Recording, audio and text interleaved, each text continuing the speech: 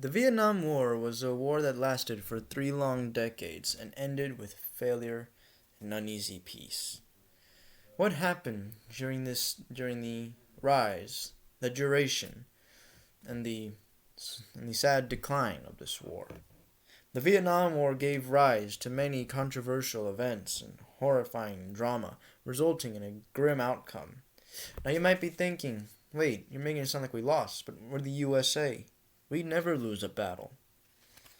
Well, due to extensive research on websites, documentaries, and some school lectures, thank you teachers, I can explain.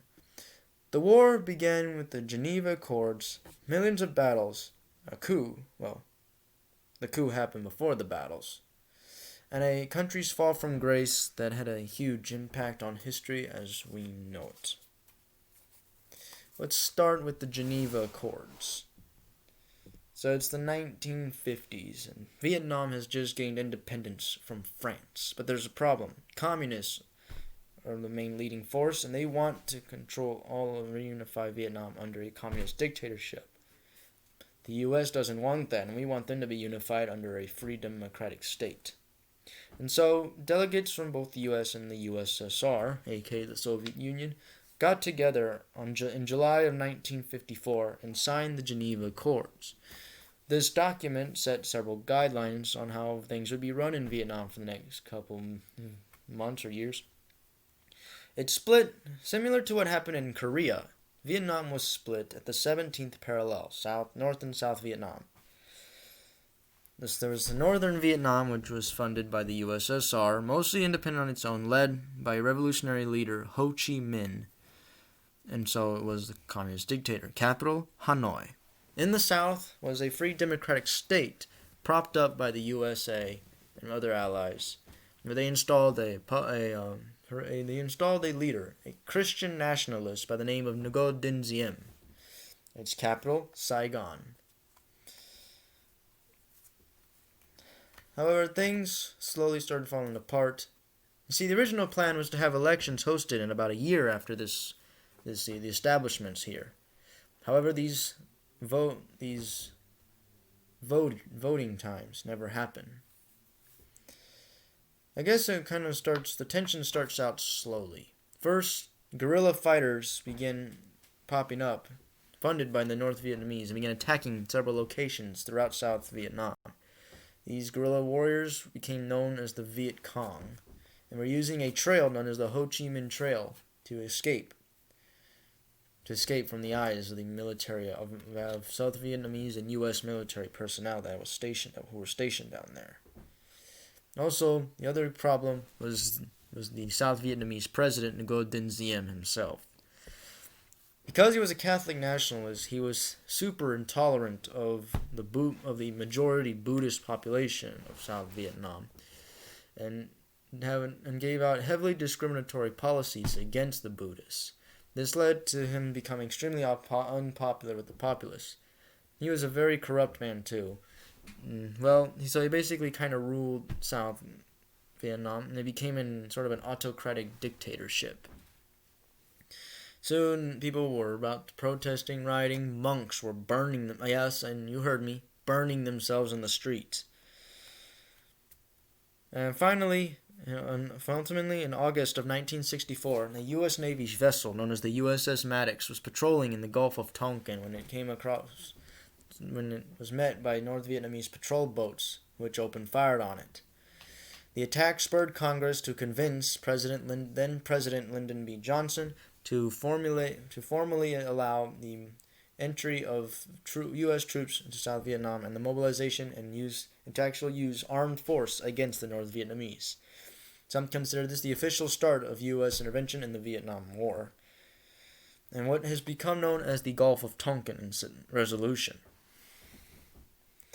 Now that we've talked about the rising tensions that led to the start of the war, let's move on to the war itself. The tension in South Vietnam and the hatred against President Diem got so bad that the U.S. had no choice but to turn a blind eye to a coup that disposed Diem from power, resulting in the deaths of both him and his brother. They were replaced. South Vietnam would now forever be ruled as exist as a military junta run by corrupt, proud, and useless military generals, simply puppets to the American politicians that were secretly driving the force.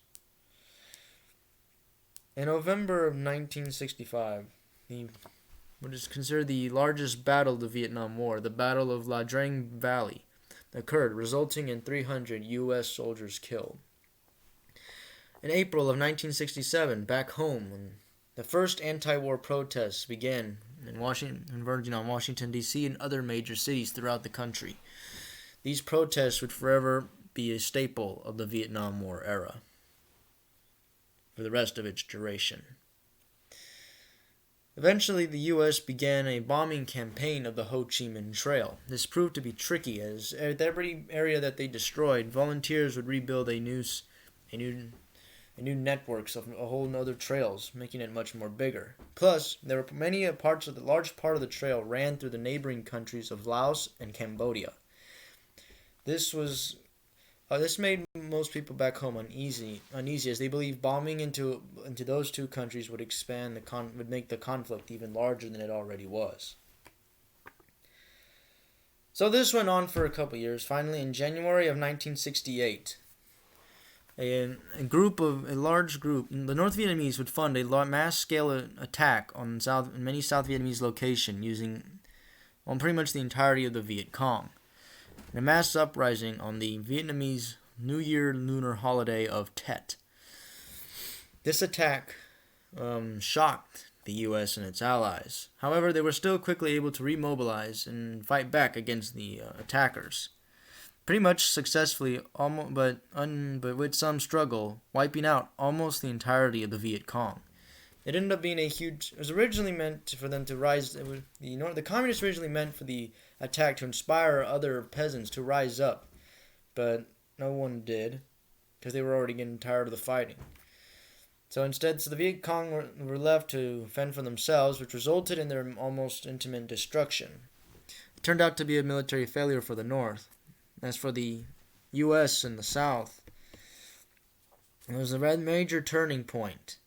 Some believe that up to this point, things had kind of smoothed down a bit, that people actually believed that the war was about to come to an end. But now, we realized we were no closer to winning than we were at the beginning. And people were starting to question the morality of the war itself and of the soldiers. And thus, now that we discussed the war's duration, now we begin its decline. So now, in the aftermath of Tet, support for the war began to go down.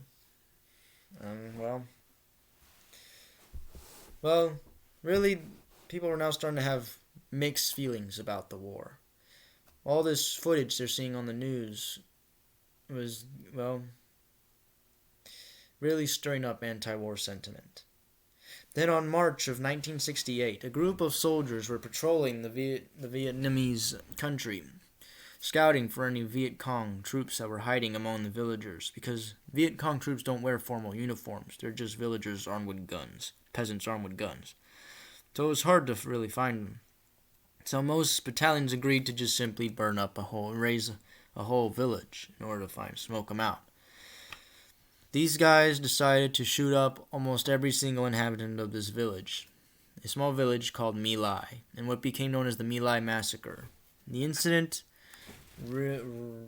caused huge controversy to the media back home, and for a time tainted the view of the American soldier, people's view of the American soldier. And so now, between 1969 and 1972, the Nixon administration began a process known as Vietnamization, which meant gradual U.S. withdrawal from Vietnam. Nixon also began a Cambodian bombing campaign that was meant to attack parts of the Ho Chi Minh Trail, and it was successful. But of course, they decided to keep it a secret in order to avoid media scrutiny. But someone leaked it out anyway, and now the media knew about it and was reporting it. An angered Nixon began wiretapping phones and media phones, which eventually led to his downfall at the Watergate scandal. Finally, on January 1975, Gerald Ford recalls all U.S. troops removed from Vietnam. With the official end of the war was on April 30th, 1975. The event known as when the fall of Saigon happened. Since many U.S. soldiers had now been removed, it was up to the South Vietnamese Army, or ARVN, up against the North Vietnamese military and Viet Cong forces. They were no match, and on this particular day, they finally managed to convene on the southern capital of Saigon. They renamed the city in Ho Chi Minh City, and Vietnam was now finally unified, but under a communist dictatorship, inciting the fall from grace. To conclude, the Vietnam War began with the Geneva Accords, which was marked by many battles, a coup, and a country's fall from grace that had a huge impact on history as we know it. And for the veterans of the war, it meant more than just fighting for America. It was fighting to stop the spread of communism, protecting people, but then only to abandon them at the hands of tyrants,